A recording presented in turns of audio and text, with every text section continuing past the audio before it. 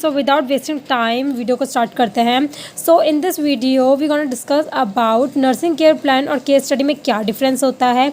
सो सबसे पहले और सबसे बेसिक डिफरेंस तो इसमें यही होता है कि नर्सिंग केयर प्लान में एनाटॉमी और फिजियोलॉजी नहीं होती है और केस स्टडी में एनाटॉमी एंड फिजियोलॉजी होती है, ठीक है, डिजीज़ कंडीशन की।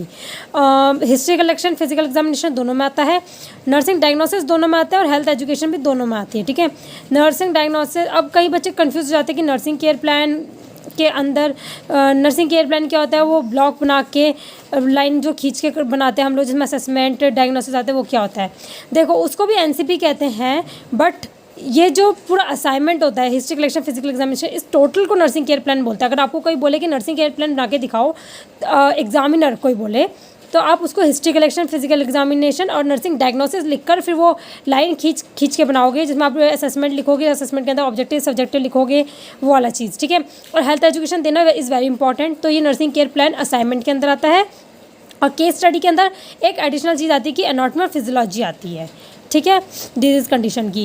अब इसमें ये चीज़ है कि यहाँ पे मैंने समरी और बिब्लियोग्राफी लिखी है, तो समरी और बिब्लियोग्राफी पूरे असाइनमेंट के बाद में लिखा जाता है, ठीक है।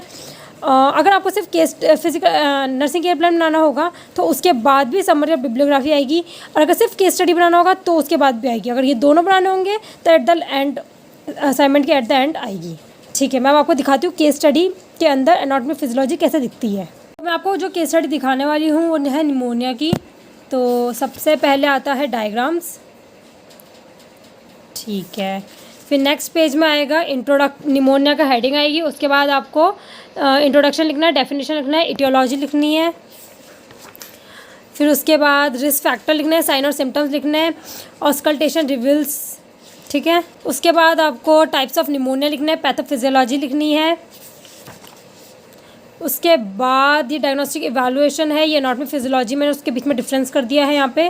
फिर मैनेजमेंट है, फिर जिसके अंदर मेडिकल मैनेजमेंट आ गया, नर्सिंग मैनेजमेंट आ गया, कॉम्प्लिकेशंस आ गई, और ये है नर्सिंग डायग्नोसिस, ठीक है। नर्सिंग डायग्नोसिस मैंने यहाँ पे लिख दिया। तो आपको पता चल रहा होगा केस स्टडी किसको कहते हैं। केस स्टडी में बेसिकली डिजीज़ कंडीशन के बारे में लिखते हैं, उसके साइन एंड सिम्टम्स, कॉजेज़। अगर आप सेकेंड ईयर स्टूडेंट हो तो आपको पता चल गया होगा वो कि डिजीज़ कंडीशन क्या होती है, ठीक है, उसके बारे में कैसे लिखा जाता है। क्योंकि फर्स्ट ईयर स्टूडेंट को नहीं पता होगा, क्योंकि फर्स्ट ईयर में केस स्टडी डिजीज़ कंडीशन नहीं आती है, सेकेंड ईयर में आ जाती है। अगर आप सेकेंड ईयर वाले बच्चे को ही मतलब फाइनल एग्जाम्स लिए प्रैक्टिस करें तो उनको पता होगा कि कैसे आते हैं क्वेश्चंस डिजीज़ कंडीशन के बारे में, तो उनके लिए केस स्टडी बनाना बहुत इजी है। बट मैं जो बच्चों को भी क्लियर नहीं हो रहा है, मैं उनको एक और बार बता दूँ कि एनाटॉमी फिजियोलॉजी, केस स्टडी में एनाटॉमी फिजियोलॉजी लिखनी पड़ती है, पर इसका मतलब ये नहीं है कि आपको एनाटॉमी और ये फिजियोलॉजी लिखनी है। एनाटॉमी फिजियोलॉजी मतलब एक डायग्राम बनाना है और डिजीज़ कंडीशन के बारे में सारा लिखना है।